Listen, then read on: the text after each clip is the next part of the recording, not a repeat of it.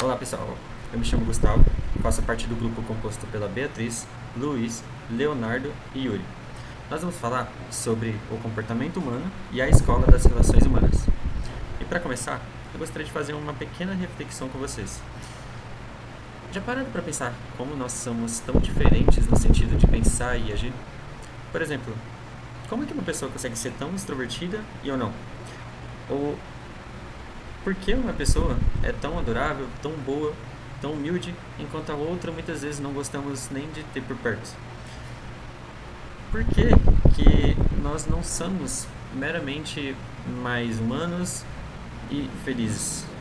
Pois é exatamente sobre isso que vai tratar o estudo do comportamento humano. Em uma definição simples, comportamento humano é a forma como nós reagimos diante de uma realidade que estamos vivenciando. É a nossa pura reação. É a nossa pura reação motivada pelos estímulos internos e externos. Então, se a gente buscar informações mais a fundos a respeito do comportamento humano, podemos encontrar vários embasamentos. Só que uma em específico que nos chamou muita atenção, fez total sentido pra gente, é o que diz o famoso psicanalista Sigmund Freud.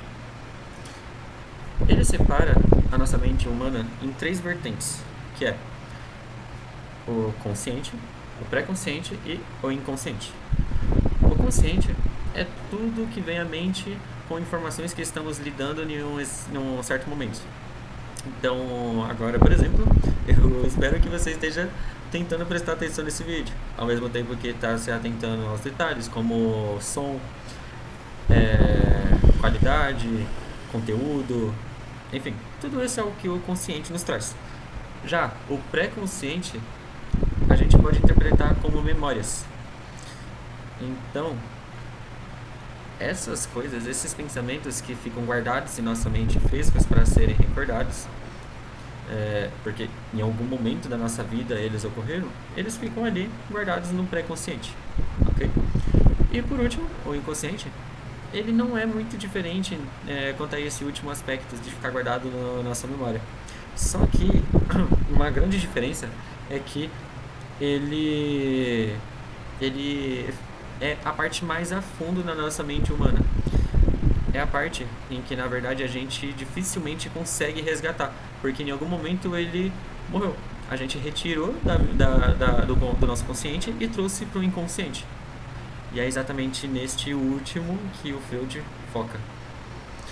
Ele diz que nenhum pensamento, sentimento ou lembrança vem do nada.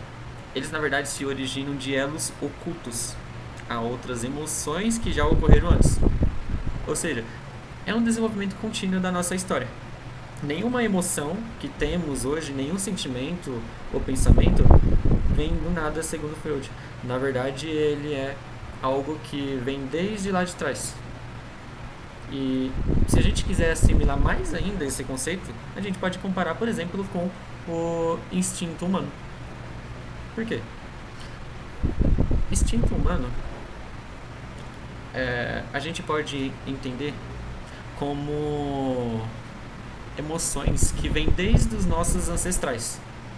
Então, se a gente está discutindo com alguém, por exemplo, e a gente já não se lida muito bem com essa pessoa, e de repente um começa a gritar com o outro, a primeira vontade que vem à nossa mente é o quê? Eu quero socar essa pessoa. Isso é um sentimento de raiva, é algo que talvez a gente pode até chamar como um instinto selvagem.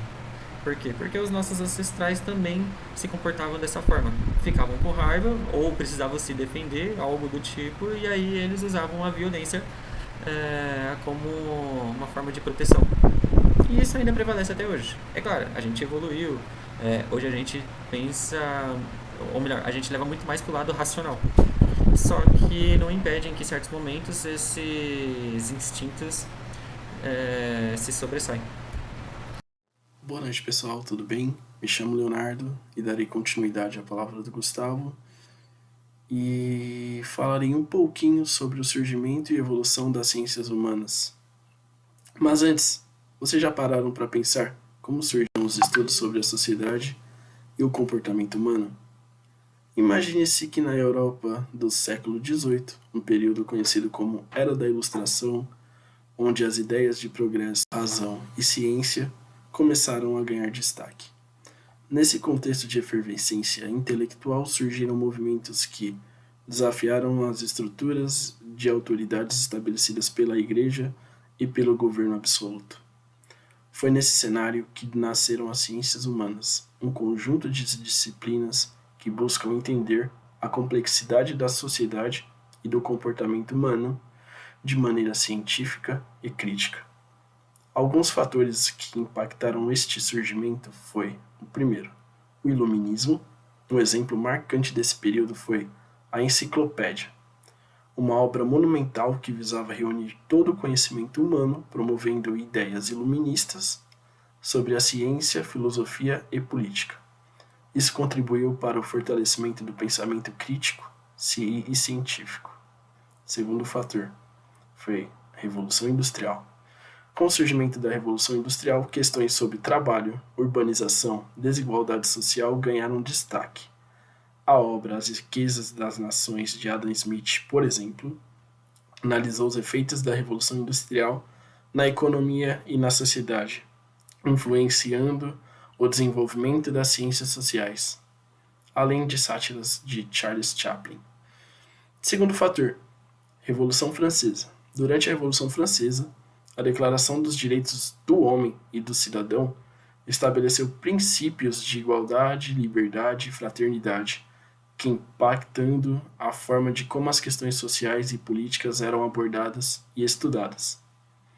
E por fim, a teoria evolucionista, que seria um exemplo significativo aí dessa teoria seria a origem das espécies, de Charles Darwin, que propôs a teoria da evolução por seleção natural.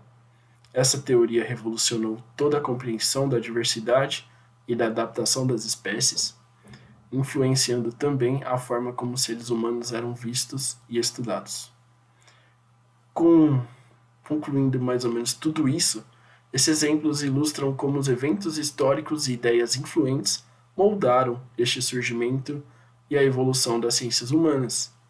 Desde a Ilustração até os dias de hoje, essas disciplinas continuam a buscar compreender a complexidade da sociedade e do comportamento humano, promovendo o avanço do conhecimento e contribuindo para o bem-estar social. Obrigado. Boa noite, eu me chamo Yuri Christian e darei continuidade à apresentação, agora falando da psicologia, uma das áreas de estudo científico mais importantes das ciências humanas. A psicologia é considerada uma ciência humana porque se concentra no estudo do comportamento e dos processos mentais dos seres humanos. Ela busca compreender como as pessoas pensam, sentem, percebem e se comportam em diferentes situações e contextos. Como ciência, a psicologia utiliza métodos de pesquisa rigorosos e sistemáticos para coletar dados, fazer observações e formular teorias que explicam o funcionamento da mente humana e o comportamento humano. Abrange uma ampla variedade de subcampos e abordagens teóricas, cada uma com um foco em diferentes aspectos do comportamento humano. Por exemplo, a psicologia clínica se concentra no diagnóstico e tratamento de distúrbios mentais e emocionais, enquanto a psicologia do desenvolvimento estuda como as pessoas mudam e se desenvolvem ao longo da vida. Sendo assim, a psicologia desempenha um papel fundamental em nossa sociedade e vale destacar algumas das suas principais atuações e contribuições sociais, sendo elas a primeira, compreensão do comportamento humano, formulando teorias, modelos e métodos de pesquisa para entender como e por que as pessoas possuem os comportamentos que apresentam. O segundo, diagnóstico e tratamento especializado de distúrbios mentais como a depressão, ansiedade, esquizofrenia, entre outros. O terceiro é o aconselhamento e terapia através de técnicas e abordagens para ajudar pessoas a lidarem com problemas emocionais, racionais e até comportamentais. O quarto é a promoção do bem-estar. Aqui, os psicólogos trabalham com as pessoas em desenvolvimento de habilidades de enfrentamento, resiliência e estratégias para lidar com estresse, situações diárias e melhorar relacionamentos para uma vida mais satisfatória. O quinto é o aprimoramento de habilidades, buscando entender como os indivíduos aprendem diversos conhecimentos e como melhorar o desenvolvimento pessoal e profissional pela educação dos indivíduos. A psicologia estuda como o aprendizado é absorvido por cada pessoa com base em gostos e afinidades. Sexto, melhoria do desempenho, onde foca em melhorias no ambiente que o indivíduo se encontra, como por exemplo a psicologia do trabalho, para melhorar produtividade, treinamento de habilidade, técnica de gerenciamento e muito mais. Por último e não menos importante, fica o entendimento dos processos sociais. Aqui, a psicologia social investiga como as interações sociais influenciam o comportamento das pessoas, incluindo temas como conformidade, persuasão, preconceito, identidade social e relacionamentos interpessoais. Com isso, conclui-se a importância da psicologia para a sociedade, residindo na sua capacidade de promover o bem-estar e o desenvolvimento humano ao oferecer soluções para questões individuais e sociais. A psicologia desempenha um papel essencial na construção de uma sociedade mais saudável, feliz e equilibrada. Olá, tudo bem? Eu sou o Luiz Fernando e eu gostaria de saber se alguma vez você já se perguntou qual área de estudo pode te auxiliar na gestão de pessoas, mas a gestão de pessoas voltada mais especificamente para o ambiente organizacional. Dentre as diversas áreas das ciências humanas voltadas para o comportamento, as áreas da sociologia e da administração podem ser extremamente úteis para nortear você nesse processo. Antes de passar para você as ferramentas propriamente ditas para te auxiliar no processo da gestão de pessoas, eu gostaria de falar um pouquinho sobre o início delas e quais são os seus focos de estudo. Bom, começando pela sociologia, ela emergiu no século XIX, em meio a mudanças sociais profundas e à Revolução Industrial. Já a administração, por sua vez, ela surgiu no início do século XX, como resposta às crescentes complexidades decorrentes das organizações em desenvolvimento. Ambas essas áreas, elas nasceram da necessidade de compreender e gerenciar as interações humanas em diversos contextos. Por sua vez, a sociologia, ela nos convida a explorar as estruturas sociais que moldam as nossas vidas, desde os estudos pioneiros de Auguste Comte sobre a necessidade de utilização do método científico para adquirir conhecimento, até as teorias contemporâneas de Emile Durkheim e Max Weber, a respeito das dinâmicas sociais e da vida em sociedade. Ela nos oferece insights profundos sobre a dinâmica das relações humanas e, através dela, nós podemos compreender melhor a influência da cultura, da classe social e das instituições na formação de identidades e comportamentos individuais e coletivos. Por outro lado, a administração traduz esses insights em práticas organizacionais eficazes. Desde as teorias clássicas de Frederick Taylor até os modelos modernos de gestão participativa, ela nos oferece ferramentas e técnicas para gerenciar recursos, liderar equipes e alcançar objetivos organizacionais. Ela também nos ajuda a criar ambientes de trabalho produtivos e motivadores, onde as pessoas são incentivadas a desenvolver todo o seu potencial. Ao observar essas duas disciplinas de maneira separada, analisando seus objetivos de estudo, nós podemos pensar que elas não têm uma relação entre si, que tratam-se de campos acadêmicos diferentes. Mas, ao unir essas duas disciplinas, nós somos capazes de compreender de forma mais abrangente como as estruturas sociais influenciam o comportamento humano no contexto organizacional. Através dessa análise cruzada, nós reconhecemos que as decisões gerenciais não ocorrem em um vácuo, sem influência externa, mas elas são moldadas por fatores sociais e culturais. Isso nos permite desenvolver estratégias mais eficazes para promover a diversidade, a inclusão e o bem-estar, temas frequentemente citados nas decisões empresariais. Resumindo, a administração e a sociologia são ferramentas poderosas para entender e moldar o comportamento humano, em sociedade e nas organizações. Ao reconhecer a interdependência entre essas duas disciplinas, nós podemos promover uma gestão mais humana e compassiva, capaz de enfrentar os desafios do mundo contemporâneo que estão cada vez mais imprevisíveis. Muito obrigado.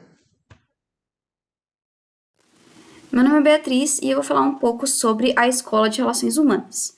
Bom, iniciando com o contexto, em 1929 acontece a quebra da Bolsa de Valores de Nova York e com isso uma grande crise se alastra pelos Estados Unidos, que é onde surge essa escola, mas também pelo mundo todo. E nesse contexto, as empresas começam a buscar novas formas de gerenciar o seu trabalho, gerenciar a sua produção, e é nesse momento que surge a Escola de Relações Humanas. Ela vem com o propósito de se opor à escola clássica da administração e trazer uma visão um pouco mais humanizada, um pouco mais sensível para dentro das organizações. A escola clássica, ela via o funcionário de uma maneira muito mecânica, muito robotizada, e é nesse sentido em que a Escola de Relações Humanas tenta se opor, trazendo o funcionário como um ser que tem as suas necessidades e as suas complexidades. E a grande sacada da Escola de Relações Humanas é que ela tem 3 princípios principais. O primeiro deles é que o ser humano não pode ser reduzido a um comportamento simples ou mecânico, eles são complexos.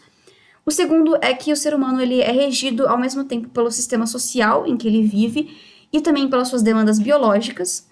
E, por último, o preceito de que todos os seres humanos possuem a necessidade de segurança, de afeto, aprovação social, prestígio, autorrealização, entre algumas outras coisas. E o que causou ali o pontapé inicial para o surgimento dessas teorias, né, dessa escola, foi o experimento de Hawthorne, que ele aconteceu em 1927, dentro da fábrica de Hawthorne, por isso que ele tem esse nome, que é uma fábrica da Western Electric Company. Esse experimento ele tinha como objetivo inicial criar ali, identificar uma correlação entre a iluminação da fábrica e a produtividade dos trabalhadores. Só que com o tempo ela foi se aumentando, né? Ela foi trazendo outras áreas para dentro da pesquisa, como por exemplo a fadiga, a rotatividade, acidente de trabalho e também efeito das condições ali do local sobre a produtividade desses funcionários. Essa escola das relações humanas ela foi muito importante para o momento em que ela surgiu. Ela trouxe uma abordagem nova, né, para dentro das empresas, mas ali durante a década de 50 ela começou a entrar em declínio e ser bastante criticada. A partir desse ponto, várias das suas concepções começam a ser revisadas e até alteradas, e ela passa a dar origem a uma outra teoria, que é a de recursos humanos, que vê o ser humano não como um ser que é passivo de estímulos, né, e que pode ser controlado por esses estímulos, mas sim como um ser detentor de necessidades complexas, necessidades psicológicas complexas. Ou seja, né, a gente pode concluir que a escola de relações humanas, ela influenciou muito o desenvolvimento da gestão de pessoas que a gente vê nas empresas hoje. Então, coisas como a comunicação aberta, feedback regular, liderança participativa, são heranças dessa escola e do Elton Mayo, que foi, né, considerado o pai da escola de relações humanas.